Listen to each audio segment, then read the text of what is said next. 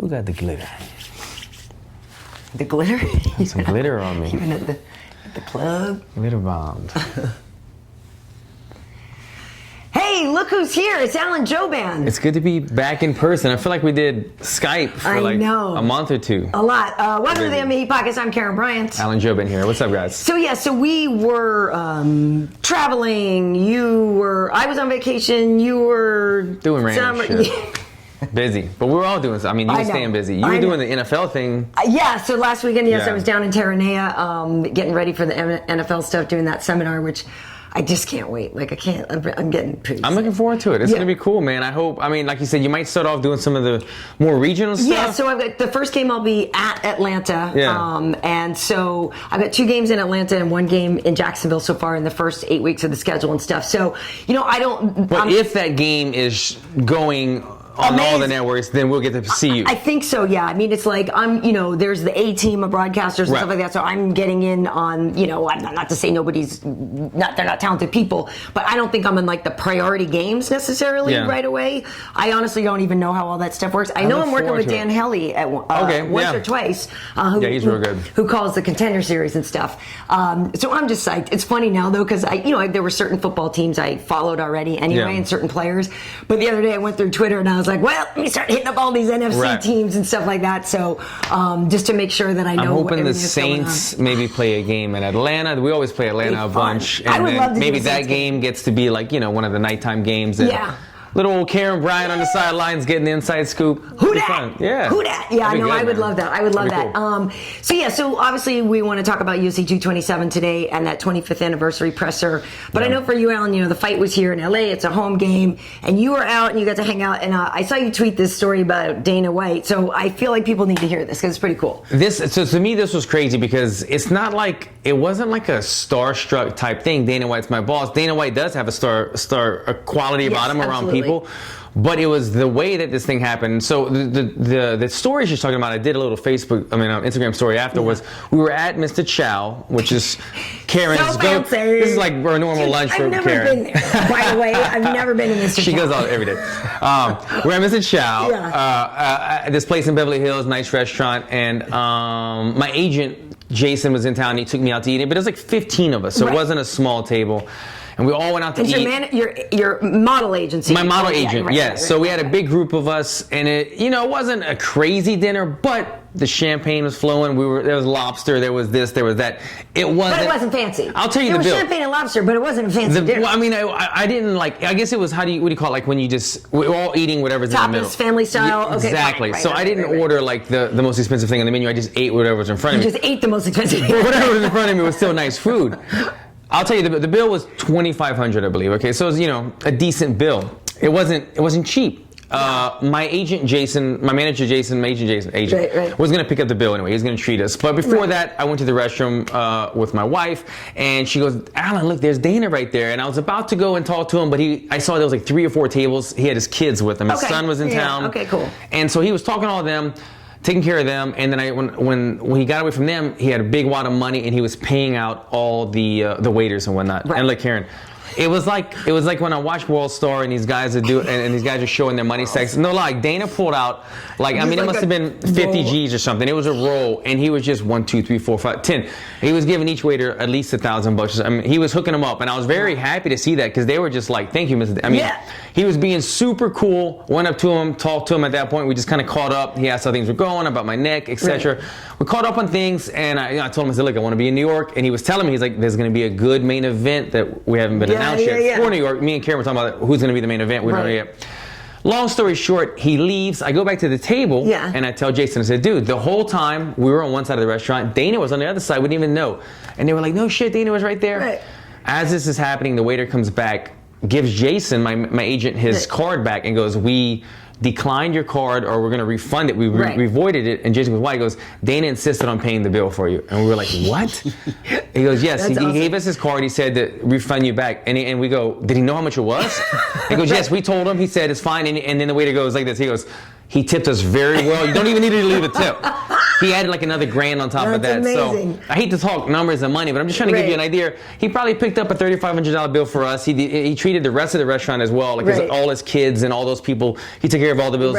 He tipped everybody, waiter, host, manager in the restaurant, like at least $1,000. It was such a nice thing to do. And a lot of people, when I shared the story, were saying, "Oh, he's got $1 billion." Lots of people have money. That doesn't mean that lots of people are walking out of the restaurant with his security and come back in and say, "You know what? One of my fighters is in there. Let me take care of his bill." And then when he went to take care of it, they said, "It's already been paid, Dana." He insisted, "Get rid of that. That's pretty cool. I'm going to pay it." And he did that. So just for him to do that was a nice gesture to me. I thought it was huge. So I ran outside and I tapped on the window before they left. I just want to tell him, "Dude, thanks so much. I didn't think you were going to do that." And I go, "Man, I just want to say thank you, Dana," and all my people inside said thank you as well. And he goes, "Oh, let me go back inside and you know," say, "Hey, he goes inside, does the handshake thing, does the pictures, and then he drives away. And this all happened like a 5-minute time frame. When he left, it was like a dream. Everybody, you know, none of the people at the table that I was with have ever met Dana. So they were just kind of like in shock about that. And then everyone else, my agent, he's like, "Dude, you just saved me $3,500. All the waiters are happy because they're like, it was like a dream. I woke up the next morning and I was like, did that just happen? Did Dana just come in there and take care of the restaurant? So it was a cool thing. You know, Dana doesn't always say the right things, and we know that he's a promoter. Sometimes he has to bend the truth and whatnot. But all in all, that was a moment that I'm never going to forget, and that's something that will stick with me. Anytime I have something that I might say that has ill will towards UFC or Dana, I'm going to remember things like this and say, look, he looked out for me outside of the fight, you know, outside of fighting when I saw him in person, and he's a good dude, man. He's a good dude. Really cool. Yeah, I mean, you used to hear stories when he used to hang out at the Palms in Vegas all the time, and he would tip the whole room and just take care of bills and stuff like that. So and this is before he was worth $1 billion. No, I think that's so cool. When I saw that story, man, I thought that was great. The only problem I had, Alan, that you weren't there drinking champagne. That two things, and the crappy ass picture you took after. I know. And you got like I'm sure I could barely tell, but I mean, if you're going out with your model friends and stuff, I'm like, it's probably like a group of really good-looking people. It wasn't the crappiest picture. It wasn't a great picture. I don't know what happened. We gave like the Uber driver or something. They were way too far away, and the flash didn't. It was like smoky looking. No, it's so bad. I know. And you know what it is, because my wife doesn't have Instagram right now. They shut down her account for a minute. She's trying to get that back, so she's normally on top of the photo stuff. Yeah, wait till Photoshop it for you one day, because it needs to be brightened up and all that stuff. Zoomed in. But yeah, so it was. Okay, so Saturday night, so you were at the fights. Yeah. Wade was at the fights. I was in the studio. 3 points of view right here. Comments to the story, they're saying, you know, Alan's going to be headlining the next card against Conor. There you go. Yeah, hey, oh my God. Dana, I would be very happy if you did. Yeah, thank you, man. But yeah, so we were in the studio, and you know, with that main event, I thought it was incredible. Now, I was saying beforehand that I wanted more rounds, because like the first fight in New York was only a round and a half, you know what I mean? And I wanted to see Cody and TJ go at it a lot more. But the thing is what we got was so amazing. Like it was so fast and furious that I actually, if I thought that Cody was going to win this one, right? So part of me was just selfishly hoping for a trilogy fight. You know what I mean? Because I would watch those two fight each other. That's what I was wondering. Your intentions behind picking Cody, did you really thought Cody was going to win, or you were just kind of hoping that we got another fight out of this? It's twofold. I thought I really wanted a trilogy. Yeah. Right? And I also thought that he came so close to getting it done in the first fight. He caught him. That he was going to be able to catch him in the second one, right? Gotcha. It really wasn't, I didn't really have like a huge investment with my heart in either guy. For some reason, there's some... And let me ask your thoughts on this, because, and I want to get you guys' thoughts as well, if you want to comment on this. Did TJ's confidence have you maybe thinking, man, is he too confident going into this? He was so relaxed and confident in every face-off. Yeah, it's weird. It wasn't... Sometimes it comes to bite you in the ass, you know? Yeah, and it wasn't... Me thinking that Cody was going to get him this time, it wasn't about not believing in TJ's skill set. You know what I mean? It literally was going to be that both of them wanted to knock the other one out so fucking badly, and that I just thought Cody was going to get it done first. Do you know what I mean? I didn't think it was necessarily overconfidence or anything like that. I feel like TJ was very well prepared, and I feel like, you know, when you're the champion, you know, you got to own that. Like, if he was any less confident than he was, I wouldn't have thought he was acting like a champion or whatever. And with Cody in this one, I felt like it was literally just because he came so close to doing it the first time. Yeah. And I thought that if we go in there and we're trading like cats in a bag, that he was just going to land first. If the bell had not have saved TJ in the first fight, then it could have been a whole new story. But TJ's confidence in this fight leading up to it had me a little bit worried, just because it was almost a little bit out of character. Yeah. And I knew the reason for his confidence. A, he felt that he had the stronger chin against Cody. B, to back that up, he ate Cody's power head on. Not only did he eat the right hand, but he walked into the right hand, so it doubles the power. He ate that and survived. Yes, by the belt, but he survived. And then C, he also, like, he got the monkey off his back. He proved to the world the last fight, you know, like, look, everybody, all the people that are hating on me, all my former team, Cody, all them. So he had the upper hand. So it should have given him the confidence, like he said, because he is the champ. Yeah. But watching him so kind of like, he was the one almost provoking Cody, the one kind of initiating the trash talk. Cody was like the guy with the kid now. This time, Cody was different. It was a role reversal, and it always makes me a little bit nervous when people are kind of like trying to play the part more than being themselves. And so it had me worried. He knew what he saw and felt in the first fight, and that's what gave him the confidence. And so it worked out, because he knew that if there was a 50-50 punch where they both landed the double knockout, he can take it. And he was going to get up. It would have been that Apollo Rocky moment or whatever, or whoever it was that got up. And he would have gotten up, and Cody wouldn't have. Yeah, I mean, and that's the thing, right? Like, so I don't know, you know, people are quick to say that somebody becomes chinny and stuff like that. So I don't know if it's a question of Cody being chinny or TJ adding power, right? Because that is one thing we were talking to him about in the post-fight. I think the first one. And you know, and he seems to, you know, he's changed some training things, and maybe he's added power or whatever. And two, you know, Cody, I think, was healthy. You know, he had back injuries before. The story is that they actually almost pulled out of that first fight, but like, you know, because it was that bad.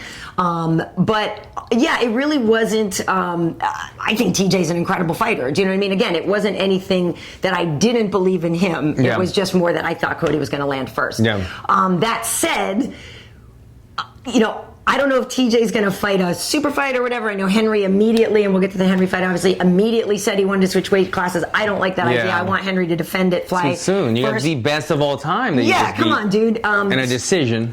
Split decision, by the way. But I do think I was okay with that decision, actually. But I do think I'd rather see, you know, TJ fight, like, you know, I know Dominic could be back at the end of this year. Marlon Moraes is on a tear. Yeah, you know, there's people there. Yeah, people talk about Rafael Assunção, but TJ already beat Assunção, so I don't necessarily feel like I need to watch that again. Even though Rafael is ranked just one notch above Moraes. But I would not. I mean, TJ's great though. If he wants a super fight, he deserves to get paid. So I'm kind of torn. But I just don't see that it is a super fight yet. Cejudo did what couldn't be done, but that doesn't make him the super fight to me. He's not a star yet. He's not the star yet. He did the impossible, and now his stock has risen dramatically, and he's going to be in the media more, and he will be starting to become that superstar, especially if he has to, is able to defend his belt in the next fight. But we need to see Cejudo do a little more first. I think so too. Well, and I want to figure out what you think should be next for Cody or so. But here's actually Wade was at the press conference, so we can hear what TJ had to say. Actually, I said I was going to ruin his career at 35s. You know, I'm here to stay. I'm the king at 135s. I don't plan on seeing him again. Okay, so he's the best. He says he's the best. You know, he's tied to Dominic's record now for the most wins in WEC UFC history with 12. I mean, that is a real argument fight. He lost the title to Dominic by split decision, I believe it was. Which he doesn't. Right. I'm gleeking. He didn't feel that he lost anyway. Right. So I actually would love to see those two fight again. You know, TJ was kind of dismissive of Dominic. I thought it was pretty funny too. He's like, he can't even stay healthy. And he can't even do this, and he can't even do that. You know, Dominic does think that he'll be ready to fight by the end of this year. And you know, it's been 2 years. In December, it'll be 2 years, which. It's a whole other tragic story in and of itself, but I would pay money to watch TJ and Dominic fight, but at the same time, I do believe Marlon Moraes would be an exciting fight. I think both of those two, you said it. I mean, Cruz brings kind of the star power, and like, you know, let's see if TJ can really cement his legacy by taking him out now and revenging that loss. But I'm about to say Shaman Moraes. My friend Moraes. He's a guy that he's the hot, well-deserved guy that you want to fight right now. So either of those guys would be a good fight for him. I think so. At the post-fight presser, Dana seemed very excited about Dominic. Oh yeah. About Dominic. Well, there's bad blood. I mean, it's an exciting When story. that was brought up, because he said, I don't know, we'll see. And then when Dominic was brought up, he said, that's a good fight. Yeah. Well, yeah, Okay. and that's all. And Dominic definitely wants that too. So yeah, I think that would be pretty cool. So I wonder what you think Cody should do next, right? So he didn't go to the post-fight presser. Yes, he's going to take this hard. It's like when Joanna lost to Rose twice in a row. A lot of similarities to that situation where Rose had Joanna had a better outing on the second time. Yeah. But she still lost, right? So for Cody to get knocked out even faster this time, had a lesser outing. Right, going to be really hard to take. And it's great that he's got a baby and other things to focus on. Yeah. But it does bring up some questions as to is he training the right way, or is it just that TJ has his number? I think both. I think TJ does have his number. I mean, look, to beat somebody twice, usually that train moves on. Yeah. To knock somebody out twice, the train is gone. It's never coming back. Night. They are never going to fight again. No. And they're both young guys, but for them to fight again, it would take years. Right. It would take both guys to go throughout the division, clean it out, new things to arise, the momentum. Yeah. So that's something in the distant future as a possibility. Right. You said it. Thank God Cody has his kid at home. Is it a daughter? It's a sweet little boy. Girl. Cody, TJ is a boy. No, he's got a girl. Either way, having a baby at home, having the family there to support you and everything, and just having something for him to focus on. Yeah. He's going to be now busy with the kid stuff, and it gives him some, that way he's not licking his wounds and dwelling on it for too long. Yeah. Lick your wounds, have a short-term memory in terms of don't think about what's out of your control. Think about your daughter or your son and move on. Moving on career-wise, though, I hate to say this, but it's going to be a little tough for him because he came on the scene so fast, right? He came on so fast. He was lobbying from the very beginning that I want that fight with the champ at the time, with Cruz. He went from unranked to a title fight in less than a year. Right away, and he did the right things. He fought aggressively the way that you need to do to get that kind of thing, and then you have to always be. He was always on like TMZ or something, outside walking around lobbying for that fight. His style of fighting is in your face, throwing hands, and it puts him in a dangerous situation, being that the thing that you mentioned earlier, I have to agree upon. I think TJ has good power. He's always had good power. Yeah. I don't think TJ necessarily gained any power. Yes, there's a difference of being the fluid guy that's light on his feet and then sitting down on your punches. I was just going to say, power might just come from better technique. Right. Well, it comes from better technique, but I think his technique has always been there. He just opted to maybe, I'm going to sit down on a punch, or I'm going to be the guy that's kind of like feinting the punch, throwing the kick. Right. And so TJ's always been able to do that. He's probably sharpened his boxing, polished his boxing, but I think more of the technique of that boxing aspect, not necessarily gained power from the technique. So he's got power, he's had power. I think Cody, we saw Cody got knocked out in his amateur career. He got a bad knockout early on in his career. He's also had a professional boxing career. He was 32-1. That's a lot. 32-1 professional boxing career before even going into MMA. So that's a lot of small concussions and training and this and that. So and there's two targets in boxing: your body and your head. No leg kicks are happening. So that's a lot of. You see what I'm getting at, guys. I'm not saying he lost his chin, but I'm saying now that people know that he can be taken out because he does have an off button on his chin. And TJ has shown it. The fight's going to be a lot harder because people aren't going to be as timid. I think people are going to be more willing to engage with Cody, knowing that if we both land, Cody might go down because it will happen. So that's going to be a little tough on him. I say take some time off, let your brain heal, let your emotions heal, spend some time with your daughter or your son. Enjoy the family, come back reinvigorated. Don't come back too soon because people are going to be thinking, you know what, that Cody fight's not that tough of a fight anymore because we've seen that he has a kink in his armor. Yeah, and maybe he's going to have to start adding more wrestling back into the arsenal. And he's got like the wrestling. He just prefers to strike. He just prefers to stand and bang, and his right hand is spectacular. And that's what we want to see. I mean, on a side note, you were talking about the excitement factor and the star power of things, and when you are in the arena, like there is something about that star power that Cody can't. And when you knew Cody was coming in here to just blast somebody and knock him back out, that would be a shame if he has to go away from that style. Because he brings that.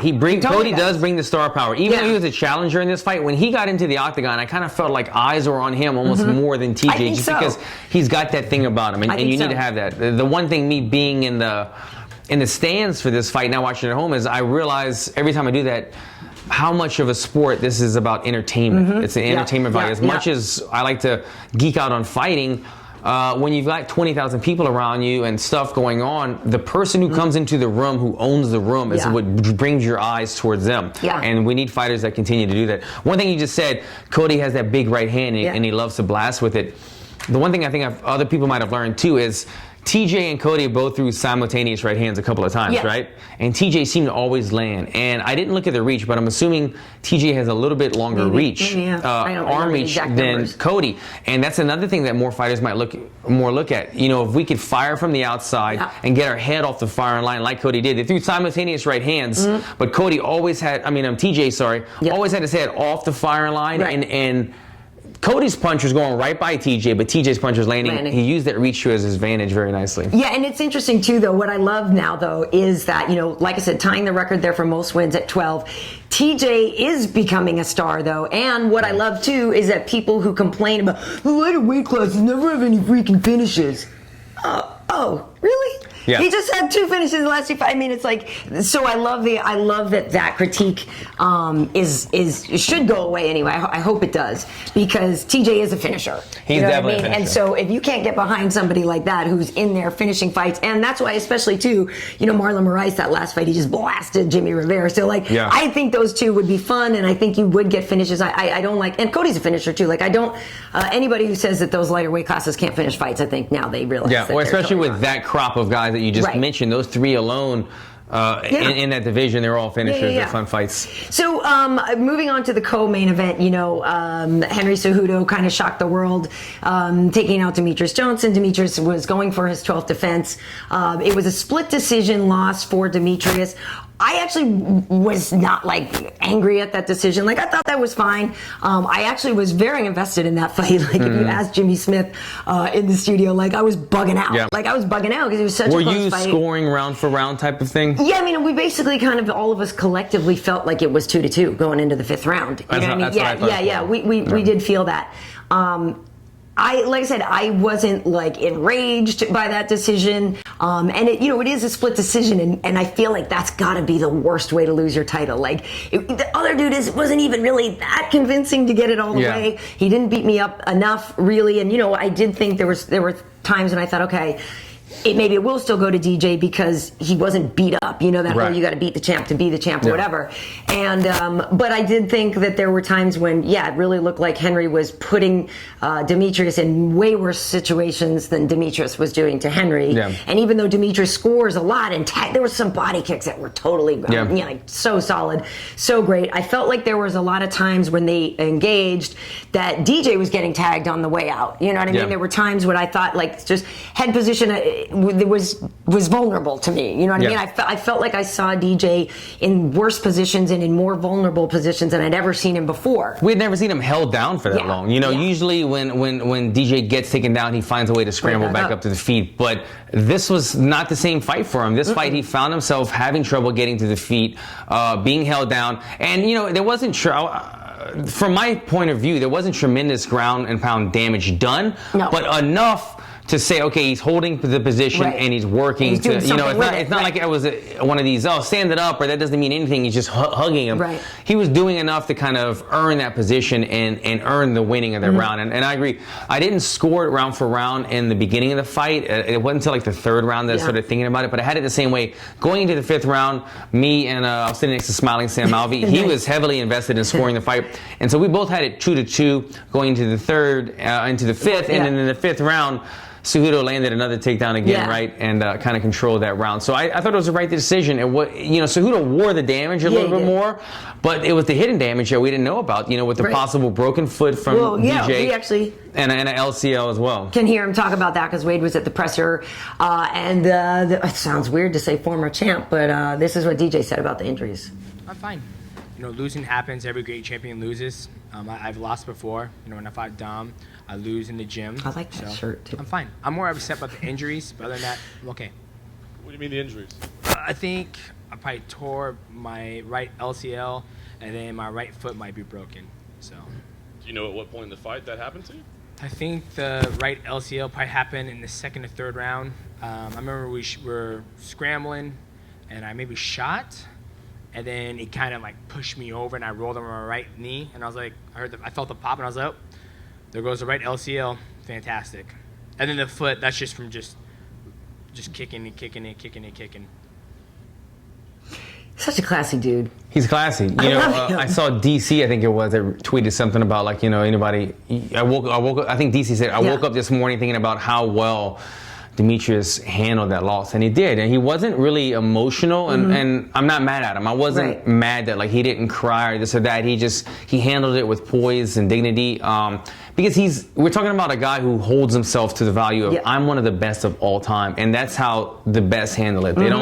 They don't lose their poise. They stay concentrated, and he knows I just need to go and take care of my body, my family, and come back. The thing that I think about, though, when he talks about his injuries, possible right foot, possible that would suck. LCL, to know that it's the LCL tells me two things. Either DJ knows his body very well, and he's versed in the knee game, because, like me, I know if it's an LCL, ACL, because I've had them.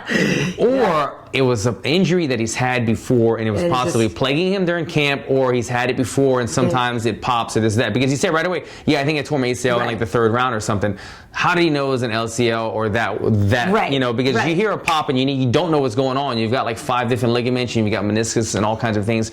He knew right away, so it tells me that he probably had issues with it beforehand, and was hoping that it wasn't going to pop during the fight, but it did. But he's not the guy that would ever complain or use it as an excuse. We didn't even see it. Did you notice during the fight? I didn't notice at all that there was anything wrong with it. We didn't see his foot, not his at all. LCL, same leg, and I didn't see him. There was no tell to me. He was half a second slower, maybe. He couldn't. His scramblability maybe might have been there, but he wasn't limping. He wasn't showing signs of it. He didn't give me anything. Press conference. And he still he literally hobbled all the way up there, and he was like, "I'm gonna sit down." Of course he's gonna do. There's no way he wouldn't do the press conference. You need to. We need to speak to him. We have to. He didn't use crutches. Because TJ's the man. So, like I said, I thoroughly enjoyed that fight. Like, I thought it was fantastic, and it's funny because, like, halfway through I'm like, Cejudo got better, you know what I mean? Because everybody was talking about how much better is he going to be, and he got so much better. On a side note, I didn't see somebody. I called him an Aztec warrior in the interview. Well, he called himself that in the embedded or whatever, right?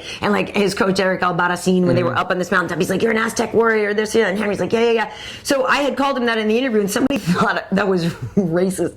So I just want to clarify that he is Mexican, and I believe that he is maybe of Aztec heritage, but he calls himself that, and his team calls him that. So I don't think it's... So we good. I think we're cool. So she was on point with it. I think we're fine with it, so I don't understand why anybody would be upset by that. But anyway, also he was kind of funny at the presser too, because apparently, a lot of us doubted him, and it wasn't even so much doubting Henry, it's knowing how good Demetrious is. How do you say, I'm going to go against the best guy he's that's ever never seen. Lost in the last 6 years. Like, so it's not about not believing in Henry's ability. And I was one of them. I said, I'm not going to bet against DJ, and he proved us wrong. Congratulations. He seriously was like the safest bet in MMA. So let's hear what Henry said though when he walked in the room with the media.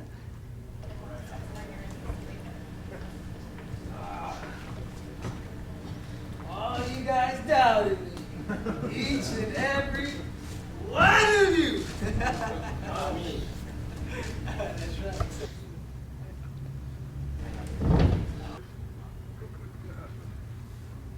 So, funny thing, actually, years and years ago, I think it was covering a strike for, I forget where it was. I actually went to lunch with this guy that managed Henry way before he was even in the UFC and all this stuff. And this guy, long story short, gave me a very long speech about how good this guy was going to be and what Henry was going to become. And I have to say, now it's funny, like looking back at all the things he's accomplished. I'm like, he had a manager that really believed in him, and his manager wasn't wrong, you know. And so, no, congratulations to Henry. But getting back to what we were talking about before with super fights and all that, Henry is the champion, but yes, he hasn't determined himself to be a star yet, right? So I need to see him, wreck some other shop at flyweight or something before, to me, he becomes a star. And personally, I do want a trilogy fight, right? Losing a title by split decision, winning the first fight quickly, obviously Henry just wasn't quite ready for DJ at that point. But a split decision loss in a title fight, I think immediate rematch is deserved by DJ, and I just think that trilogy fight would be fantastic. And so, for those of you who saw my tweets and didn't quite understand and thought I was talking about a trilogy fight between Cody and DJ, like, no, why would I want to watch? Oh, trilogy. Yeah. That was about Henry and DJ. So anybody who thought otherwise, and then somebody said, oh yeah, there's some video on somewhere where they're saying that you were talking. why would I want to see that again? Yeah. No, we moved on from that one. Yeah, like you said, that train has left the station. But Henry and DJ, I would definitely watch fight again. Yeah, it needs to happen. This is the thing. That he won a split decision over arguably the GOAT, the greatest martial artist we've ever seen in MMA. So that alone deserves DJ another fight. But the thing is, how can you move on to super fight when you haven't even defended the belt yet? You have to, guys, they always say, you have to defend the belt before we can really consider, wow, this guy could go on a run, this guy could go on a tear. Right. He might have just had a good night, and I'm not making excuses, Henry fought phenomenal, but look, DJ fought 4 rounds at least with a broken foot and torn LCL. Yeah. And we didn't even know, but those little half seconds of not being able to explode to the feet could have been what held him down and won the round. And maybe that's why he got tagged on the way out, because he didn't have the explosivity to get out. Exactly. Those subtle little things like that change the course of a fight, because normally nobody holds Demetrious down. Yeah. This fight he was able to be held down. That could have been a part of it. When your base is taken away, how do you get back up? So, yeah, I think we need to see a third fight.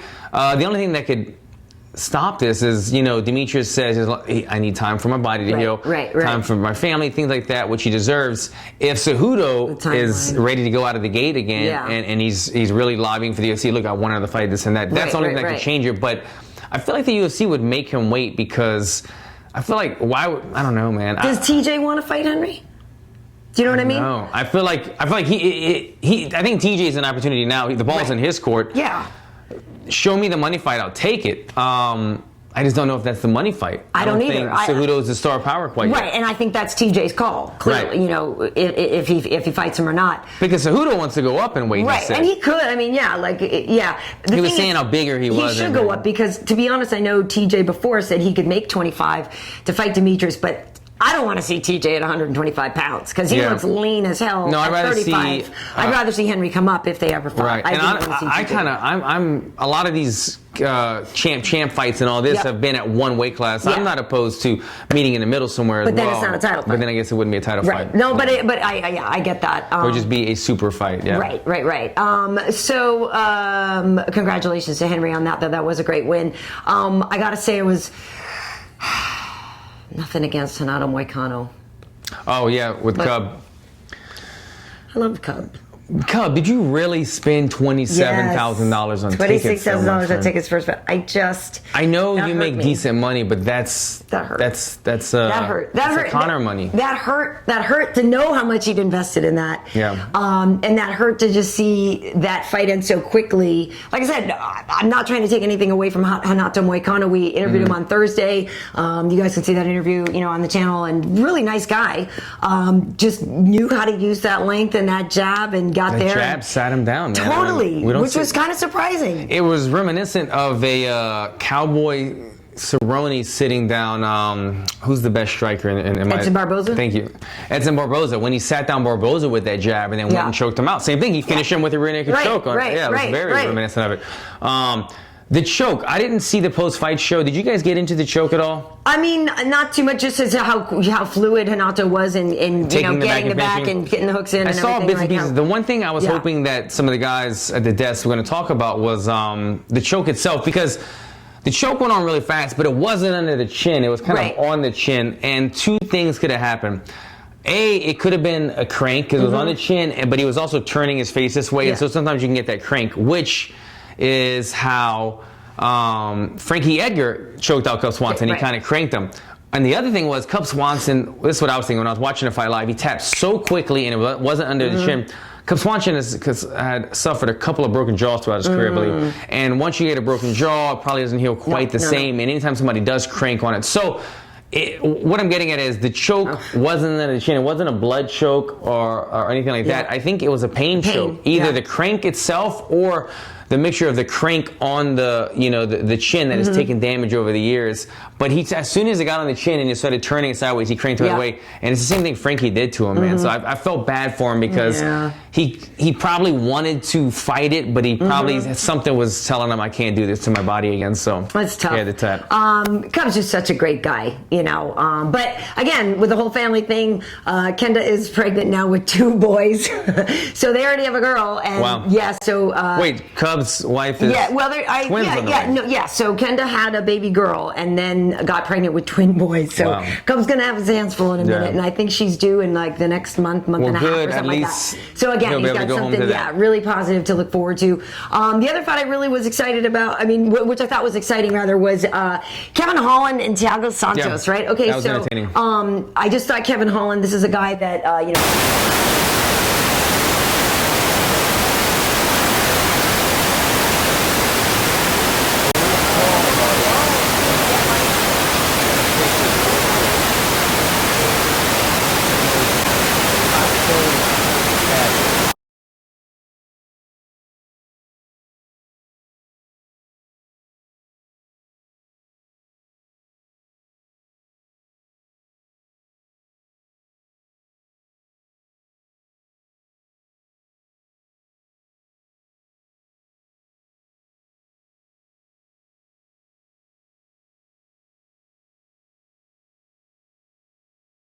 Might have been great. You okay? All right, back on. No, sorry. That hurt. Really pretty did sure hurt. I broke my toe last night, and now this. She just got pinched. Okay. Breathe it up. Yeah. So we got to meet Kevin Holland the other day, and really nice personality, like really fun.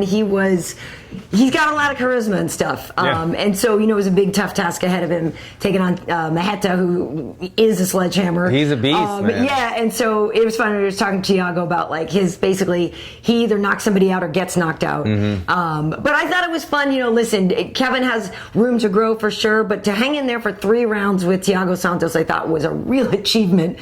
And I like this dude. Like, I'm a fan. I follow him now. Like, I think he's entertaining, and I'm glad he's here. Like, I like this kid. I'll be eager to see more of him. They kept showing the fight, and I kept thinking, like, who's the skinny guy? I don't recognize the guy. I don't recognize this guy. Yeah. I knew he had to be a debuter. I'd never seen him before. But the guy, Santos, that he was fighting, you've seen him fight. You said it. He either knocks somebody out or gets knocked out. He's a very aggressive fighter. And so, yes, he made it to the bell with him. He survived a couple ground and pound bad moments, a couple close calls with the head kicks. Holland. I'm saying his name. Holland. Sorry, man. I'm gonna get to know you. Holland. The thing that I saw that I feel like he was a little too comfortable going to the ground. I feel like he's comfortable in the jiu-jitsu game. He's got long legs. He seemed pretty flexible. I think he almost had him in an armbar at one point too. Yeah, he got close. And so I think he's a little too comfortable in like a 50-50 dogfight type position, just going to his back. He was getting taken down by Santos kind of easily, and Santos isn't really a wrestler. So I would just say, get that work in, because he's good on the feet, he's good off his back, but don't be so open to getting taken down, because this, we said it in UFC, it's not good to be on your back. He has a good guard game, but you just don't want to be there. Right, and I think Thiago needs a little more head movement. Yeah, well, yeah, it could be. He's but I love that he's just coming after you. He's offense. And last fight I really was excited about was Brett Johns and Pedro Munoz. Now I know you've trained with Pedro in the past. Pedro's my boy. Brett Johns is super impressive. Totally, and I really thought they were going to, up until obviously Demetrious and Henry, I thought those guys were going to get fight of the night. I mean, that thing was incredible. We're all tweeting it out. Like, that guy's tough, man. Dude, that was such a good fight. They didn't get fight of the night. Henry and DJ did, but I mean, bravo! That fight was awesome. Brett Johns helped make that fight what it was, because a lot of people would have been out of that fight. He survived the liver kick. With that alone, if you've never been hit in the liver, that alone is just like, all right, I'm drowning, right? but I'm just gonna find a way to get air. Like, you're just like, this sucks, I'm done. But you survive a liver kick. It takes about 30 seconds of horrible pain, but then after that, now you're like, you're like 6%, your energy. And then it takes a long time, and you're vulnerable the rest of the fight. So he survived the liver kick. His leg was taken out, right? The low kicks below the calf. There was also a moment where he got knocked down. It might have been the liver kick, and then he survived the ground and pound. There was a lot of things going on, but he kept coming forward. He kept making a fight. Tremendous fight. It's a shame that, I know they're in the back begging for that bonus. But yeah, you go to one of the the most action-packed title fights in history with Demetrious, then you have to give them the fight of the night. Right. Well, Mike Conor got a bonus though, and I believe TJ did as well for their finishes. So all in all, it was cool. I know that the day before, obviously, before the weigh-ins, they had the 25th anniversary presser. Yeah. Well, actually, we should see. Does anybody have any comments before we move on to the presser? Anything about 227 there that they wanted to ask? People will agree with you and stuff. There were some personal questions, stuff we've talked about before. Yeah. When did Alan start training and jiu-jitsu? So how do you balance modeling and... We'll get to that. Getting punched we'll in get the to face. that at the end. Yeah, we can talk about that then. There was some personal stuff. Yeah. But all in all, keep... Okay, so we can move on. So... Connie Mack is back. Yeah, I mean, there was. I feel like if the news, I feel like they wanted to leak the, or not say leak, but I feel like they wanted to unveil the Poirier Diaz fight at the presser as well, but then it got leaked a day or two early. Yeah, because that would have been a big announcement. It would have been a big announcement, and and also just at the beginning, Nate wasn't there right away at the presser. He was a little bit late to that, so it took a little bit of the sizzle off of it was an awkward moment. If they could have boom, Diaz is back, and then showed Poirier, the most dangerous man in the UFC, they walk out. That would have really thrown this fight up there, but Diaz is just saying, he's trying to make this fight not happen for some reason. I know, but please listen. I love it, Nate. I'm sorry. I will always watch a Diaz brother fight. I'm partial because I love them, but I don't like the stupid stunts that they do. I get they can be hard to love sometimes with the frustration of just. Sometimes it seems like they're making things harder than they are. They point the finger too much. But. I mean, come on. Who doesn't want to see him fight? You know what I mean? You want to watch him fight. And they're good dudes. You love the realness of them. Yeah, they're real good dudes in person and stuff. So I actually really like the idea of Nate and Dustin fighting. Yeah. I think that's going to be a hell of a fight. And, I know Dustin wanted the title fight. And he said, though, I'm not going to wait forever for a title fight. And obviously now we know Khabib and Conor are going to be fighting there. Mm-hmm. So Dustin, he told us in Calgary, I'll wait a little while, but I'm not going to wait forever. But a fight with Nate Diaz is a money fight, right? That's the next best opponent you can get other than a title fight, right? You know what's funny about this?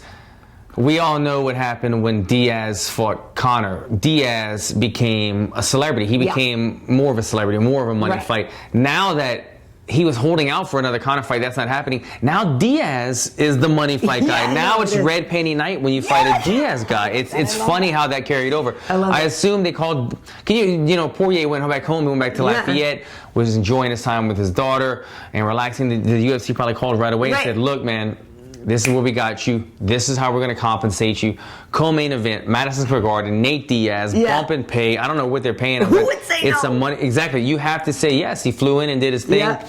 I don't understand the tweets though. The tweets with Nate Diaz. Can you clarify this? Yeah. So I guess he thought he was going to be on the same card as Conor and Khabib, and then when he realized he wasn't, he was frustrated, I think, and then said, screw it, I'm not going to fight on that other card, on 30, because he thought he was going to be on 29 with Conor and Habib, I guess. Gotcha. So there was some misunderstanding, I think, and then Dustin also tweeted out, well, screw it, I'm not going to fight on that card either, and was he poking fun at Nate, misunderstanding? I think he was just playing along with it. Or was he also frustrated by them not being, okay, fine, I know you want to be on a money card with Conor, but I think fighting at Madison Square Garden would be pretty badass too. Right? I mean, if you had to take a second position to not being on a Conor card, I think that's about as good as it gets. No? So just to clarify, Conor, Khabib are going to headline Vegas October, and then after that, November, this is where Poirier Diaz is supposed to co-main event Madison Square Garden in New York, which is the card that everybody wants to be on as well. So they're two different fights, two different cards. I think Diaz was confused for a second that he thought he was going to be underneath McGregor on the same card, and that's why he was saying,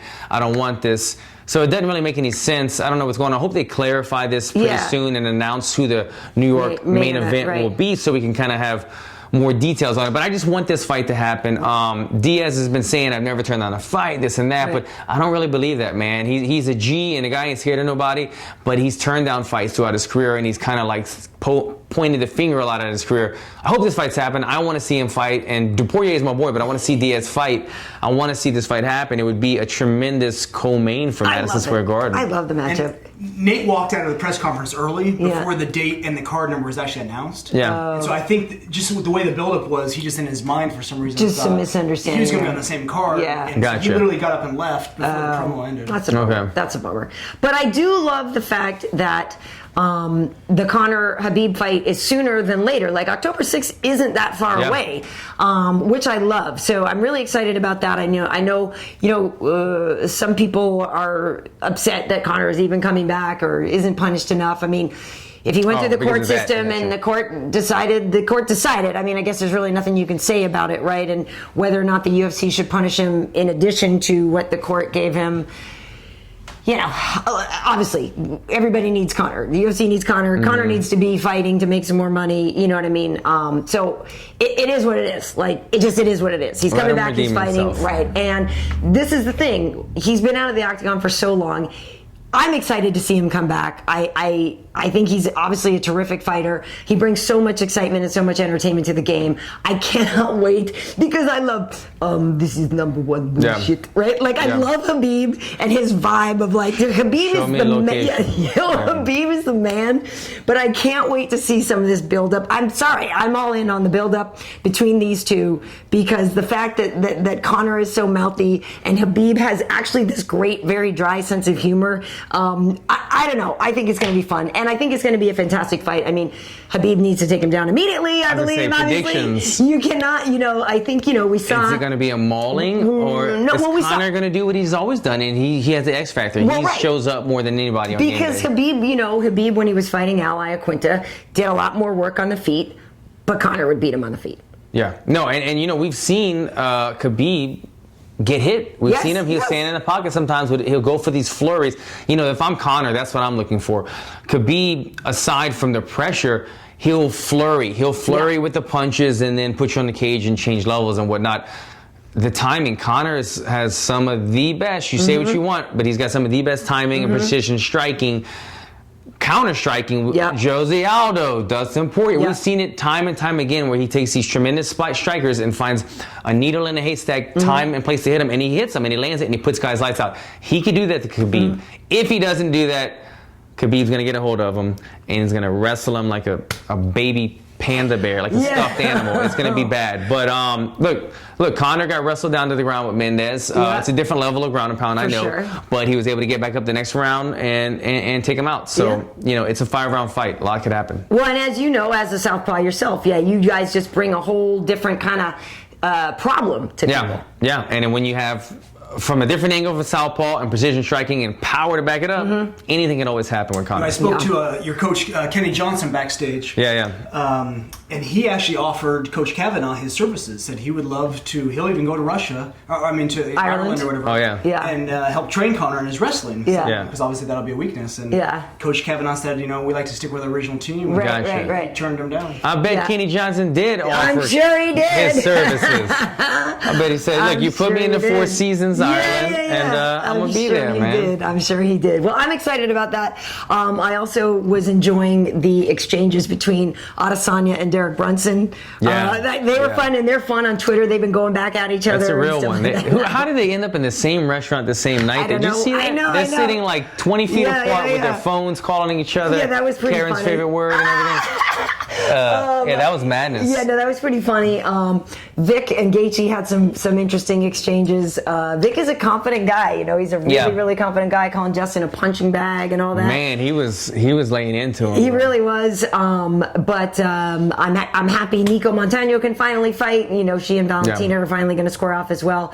And Darren Till and Tyron Woodley were going back and forth with each other, obviously, too. Till looks so huge next to him. Dude. And I know, some people think that we gave him too hard a time in the fight with Wonder Boy, but I don't. It just is what it is. Call it like it is. I think he's a good fighter, but I just didn't think he won that fight. It's not like some personal attack on the guy. Right. But he has to make weight, and he's big. Right. He has trouble making weight. Now he has to make championship weight, which is 1 pound less. He doesn't get the catch weight now. Right. Look, when you are at the end of your rope and then you have another pound, when the weight is coming off, a pound is 10 to 15 minutes of work. Okay, so if I'm working, but that's a problem. The weight doesn't always come off. You hear guys say, I'm dried up. That means that the sweat is not coming out anymore. And to get the sweat going again is a lot of work and energy, and that's why guys give up. Man, is he going to make 170? Is he going to ruin, Woodley's going to have to accept, let's just say now, the fight comes, Till, I'm just saying if Till misses weight, is Woodley going to take the fight? You think he's going to say no? It depends how much over he is. It depends on how much over. I mean, if he's 6 pounds over, 5 pounds, 4 pounds, then that's bullcrap. He's not going to take it. If he's a pound or two, he would. I mean, he fought Kelvin Gastelum when Kelvin didn't make weight. And it wasn't a title fight, but it was. But props to Woodley. I remember he did not take a percentage on Kelvin Gastelum. Nope, he gave Kelvin his money. I thought that was tremendous of him. But a title fight, I think, would be different. Yeah. And like you said, it depends on the weight discrepancy. Till's probably going to get paid somewhere around $300,000 just to fight Tyron Woodley. I'm just making up a number. So if you got 20% of that. 20 or 30% of that, is that enticing enough to say, let me fight this huge guy who didn't make our contract weight? Or can you get something to say like, if he's 5 pounds over and I fight him and I lose, can I get an immediate rematch? Right. So you know I what think I mean? Like, is there Tyron's a very smart guy and he knows how to work the system. I think he would figure something out. He's not going to shoot himself in the foot, I don't think, and say, I ain't fighting nobody. Because the fans want to see him fight, and some people think he has a fan problem, right? So I feel like he would do it, right? Because Tyron is a legit badass. Yeah. But Till, was walking around about basically 200 pounds the other day, 198 or whatever, 90 kilograms, whatever, which I typed it in. I think it's 198 pounds. So that's a big dude. I mean, T Wood can swell up too. Like we called him Pancake for a while, like because he looked lean to me. Oh no, now he's lean. But for a couple, if there was a couple weeks, couple months, his pants at Fox were. They were being pushed to the limit. They were being pushed to the limit. Let's just say there was almost some compromises during the demos. He's got a championship weight suit, and then he's got an all-season suit. And and the funny thing is but then I saw him a few weeks ago when we were at one of the fights, and he had leaned up a bunch. You know what I mean? So he looked very lean next to Till, and Till looked huge next to him. Yeah, he's a big dude. But I'm excited for that fight, though. Question for you, as a welterweight, Till told us backstage that he knows he only has about maybe a couple more fights at welterweight. Oh, so he did admit that he will move up. Yeah. Okay, interesting. So, what are your thoughts on a guy? Let's say he somehow beats Tyron. Yeah. And then he already knows he's only going to defend it once, and then he's going to change weight classes. Yeah. What do you think about that? Yeah, I mean, I can't be mad at him because he knows his body and he's not going to give up this welterweight opportunity or a chance to make money and earn his name at the welterweight division. But I didn't know that he admitted or that he says he knows that he said 3 fights max, but probably only a couple more. He's got to. So for him to say that now, he must know that this is he's pushing his body through a lot, and like that feeling that you get when you're cutting weight and you're like, why am I doing this to my body? I get that. I only cut 20 pounds. Till's cutting probably like 40 pounds, and he's not making weight still. Right. It's a weird thing. For me, I'm like, yo, get out of my division. So if you want to go to better weight, they're ready for you. So I ain't mad at you. But as a fan, he's a tremendous fighter, but he's got to take the opportunity against Woodley. You can't pass this up. But he needs to go to the division. And look, I'm not saying Till's going to miss weight. It's we've seen in his, I'm making up these numbers, in his 5 or 6 UFC fights, he's missed weight 2 or 3 times. So it's not great numbers. And to miss weight by 4 pounds, it's not like it's a half a pound. So I guess he just needs to just start the cut sooner, right? Just try to get a little leaner in camp and not save so much. You got to go into it sooner. Exactly. You got to show up for fight week within that 10 to 15 pound mark. When you get there on Tuesday, we fight on Saturday. When we get there on Tuesday, you need to be within 10 to 15 pounds. If you're showing up fight week 20 plus pounds, you missed the mark. That's frightening. That's really frightening. So there was some fun stuff coming up for the end of the year. And like we were saying off camera here, we're kind of hypothesizing who could be the main event in New York. New York, yeah. I mean, it's already a dope card. It's like the middleweight Kumite kind of, because we've got, you know what I mean? We've got Weidman and Rock. Is it Weidman and Rock? Weidman and Rockhold. I don't know if it's 100% official, but Boashinha and Romero, which is dope. Battle of the Bods. Totally. This one's for the ladies. Yeah. And then also it's the one we just talked about, the Stylebender. Yeah, Israel and Brunson, I think, are on that card. On the same card. co-maining Nate Diaz. I won on that card, but at the same time, I'm like, man, are they going to put my ass on Fight Pass? Because the card is stacked. Yeah. But it's a great card. Whoever main events it, and like I said, when I talked to Dana at the restaurant, he said the main events, watch the main event. And I don't know if he was just making that up or what, but to outdo all those fights, you have to have a title fight. I mean, pay-per-views almost always have a title fight. Right. And then to outdo Nate Diaz, Poirier, and all those other killer matchups who were former champions, who could it be? And it only leads me to believe it would be either like a DC type fight, but it might be too soon, you said. Right. Or maybe Holloway. Maybe Holloway comes back and they put together Maxie Baby and T-City. Come on! And Holloway being the main event in the Garden. You heard it first from us. We're just hypothesizing. But that's what we're thinking. Dope. That'd be good. I would love that. I hope Max is good, man. I hope Maxie Baby. I love me Talk some about star Maxie power. Baby. When he walked into the arena, everybody stood up. T-City. Oh, wait, Max was I'm sorry, not Max. T-City. T-City, I apologize. When T-City walked in, styling, profiling, hair slicked back, everybody jumped up, got pictures. Yeah. He was just a little old surfer kid doing UFC now with us a year or two ago. Badass. And now he's doing his thing. And it really, he deserves everything. He's a good guy in and out of the ring. He's got the star ability in him. Like, he's got that look and everything. So I'm happy for him. I'm happy. I hope that's it. That would be an amazing fight. Or if like GSP came back. But I think GSP said he wanted the winner of Conor and Khabib. Right. So he's thinking about that. Who knows? What is it? Oh yeah, there was another stare down with Cowboy and Mike Perry. This one is really interesting because. Okay, are we running sound or am I talking? No sound. Okay, so it's just interesting because they're kind of chuckling amongst one another because they both have the same coaches kind of at the moment, and they even said they were sparring for their last fight together. So there's not going to be any real animosity. I know Mike will, make it. Well, he's not though. He said he's going to be his buddy, right? Because the whole theory with Cowboy is if you fight friendly with him, like Yancey, and you're high five, and he does better. So he's worse when you're adversarial. Right. But I guess Mike Perry said he actually wanted the best Donald. Right. He wanted to face the best version of Donald, so he's going to be his pal. Right. So there's that. But it's just like, I know Mike also said that he was going to go back and forth between training at his original camp in Florida. Why would you do that? And Greg Jackson's. Don't go back. But I think he said he was going back and forth for it, but I don't know. It's just curious. So if he's training in Albuquerque, are any of the people in Albuquerque going to then corner him? Because if I'm a part of Albuquerque and Cowboy's fighting, it would be like the last person you want to corner. Like Cowboy's been at the camp since the very beginning. Yeah, he was on the Tap Out show when, right. You know what I mean? Yeah, you don't not coach. So then, does a coach corner Mike Perry? I would think not. And then, if you're a sparring partner there, do you then take Mike's side? It's a weird little thing. I was surprised they put this matchup together. I know, actually was a little bit too. And not to sound like a hater, but Mike came off of 2 losses, and then he got a split decision victory over a broken-armed, tremendous fighter, Paul Felder, but he's a 55er. He took, a welterweight with a broken arm. So I didn't think it was like, oh, now you're a co-main event on a huge card type of worthiness. But with that said, it is a very exciting fight anytime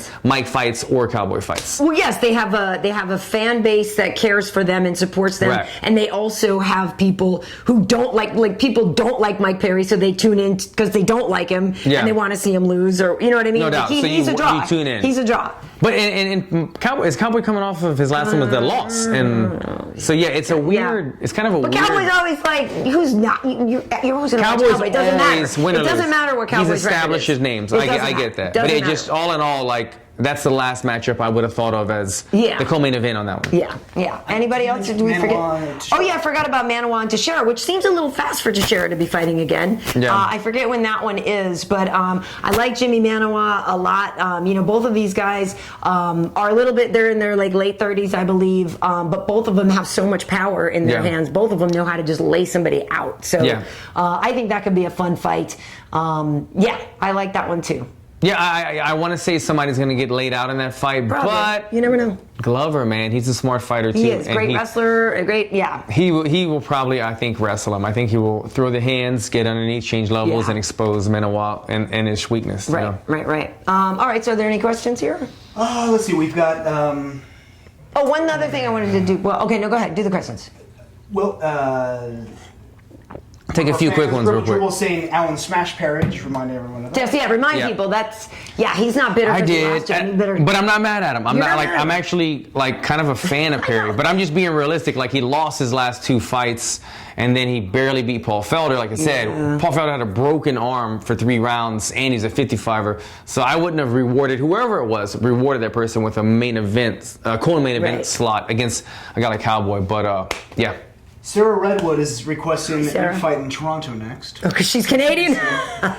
She's politely requesting, as a polite Canadian, that you be so kind as to go up there. In Toronto. Yeah. But honestly, beautiful city.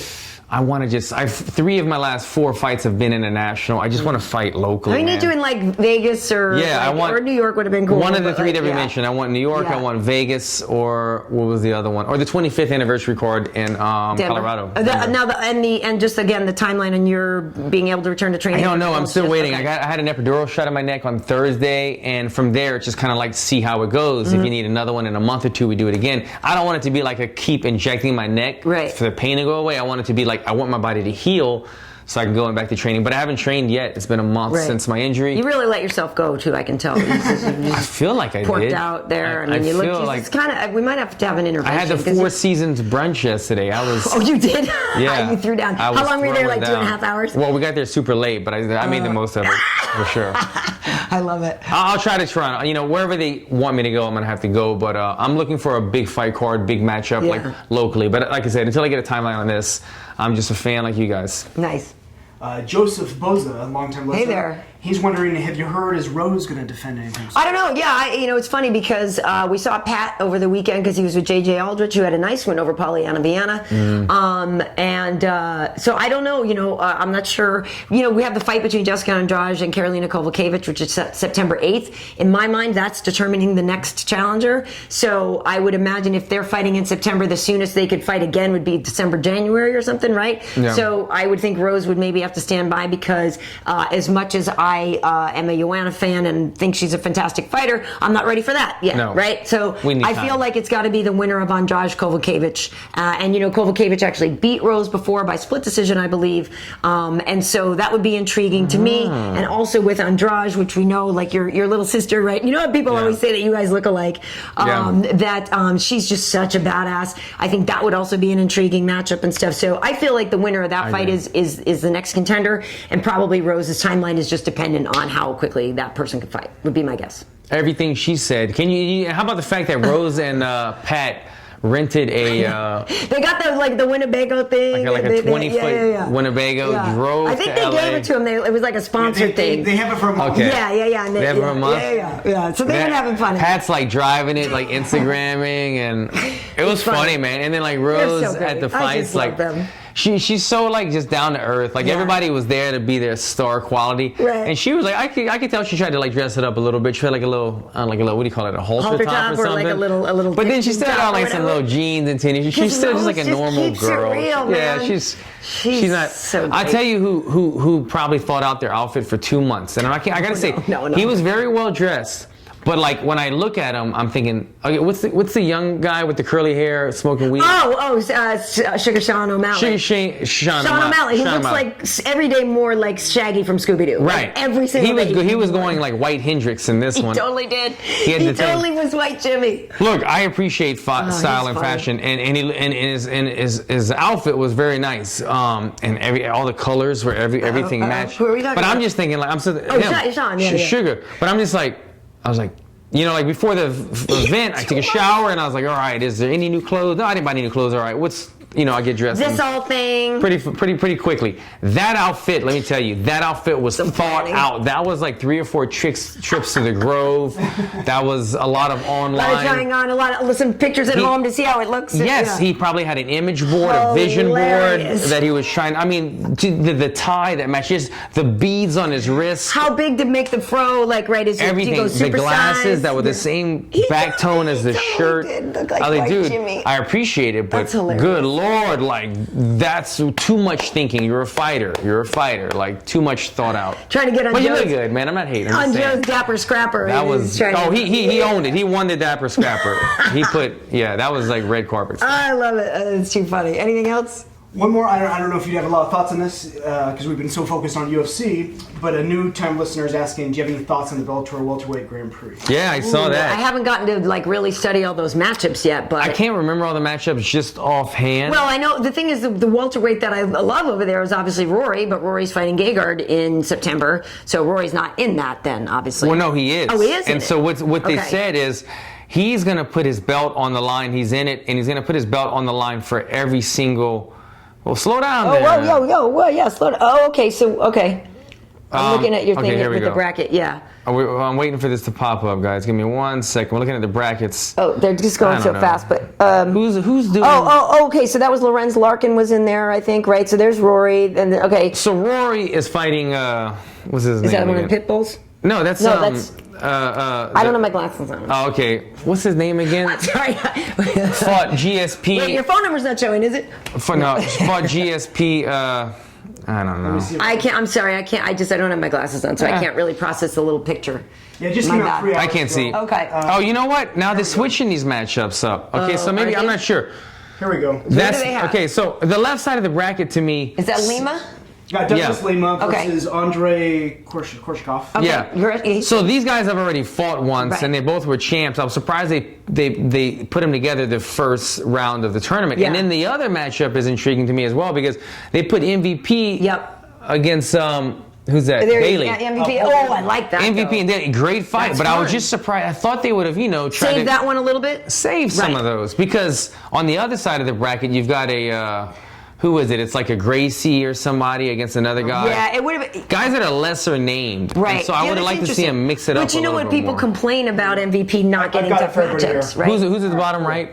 So we've got bottom right, Roy McDonald, John Fitch. Oh, that's John Fitch. I couldn't. Okay, he looks Brazilian in the picture on your phone. He looked totally different. I forgot about Fitch. Roy McDonald's fighting John Fitch in the first round, and Rory, this is admirable of him, said every round of the tournament he will put his belt on the line. So if he wins the tournament, he defends his belt like 3 times, and he wins the welterweight Grand Prix. So that's confidence talking right there. But I like him. I feel like that's a good fight for Rory in that one. And then Neiman Gracie and Ed Ruth. Oh, okay. So Gracie and Ruth, nothing against them. So basically, they're expecting. Right. So Rory should likely go to the top. Yeah. But the other side, the left side is hard. Is but stacked. you know what? People complain that MVP hasn't had tough competition. So I'm very happy Paul Daly is a legit. I'm very happy MVP is finally getting a tough guy. Daly can wreck people. Big time. Yeah. But I would have liked to see that in like the second round or something. Yeah. Just don't wrestle. And MVP's not a wrestler, so Daly will be fine. Yeah. No, it will be. Yeah. That'll be a fun fight. It'll be good. Because Daly loses when he gets wrestled. Yeah, exactly. Right, and look, Daly knocks guys' heads off. Yeah, so, the only guy to really outstrike Daly was Nick Diaz. That's what I was just going to say. Yeah. Nice. Be good. Yeah, very cool. Awesome. So lastly, today is my daughter, Wade, and our daughter's birthday. Oh. So Aurora is turning 12 today. Look at my little sweet pea. So we had a party for her last night with a bunch of her little friends. And it got crazy over here. Oh, we had a bouncy house. If you didn't see my video on Instagram, bouncing in the bouncy house.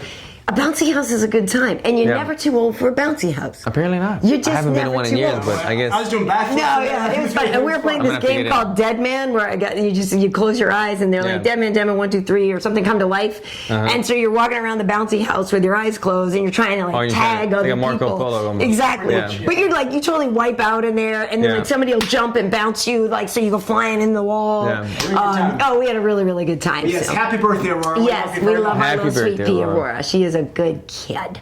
So that's it. So we don't have UFC tonight this week, and there's no fights this weekend and stuff. But you and I are doing UFC now, right? Now on Thursday. That'll be coming out soon. Cool. So that'll be fun. In the meantime, you can find me on Instagram at KB.Heat. On YouTube, it's Karyn Bryant. Everywhere else is Karyn Bryant. So follow that, and MMA Heat, obviously. There you go. Nothing changed. Alan Jouban across the board. That's it, guys. Thank you for tuning in. I felt like we threw a lot at you. We did. Try to digest all that. I know you feel a lot more educated now, and thankful that you tuned in, and you're welcome. Bye. You're welcome. Peace. That's my Hanata. That's funny. The Hanata rubs off on me.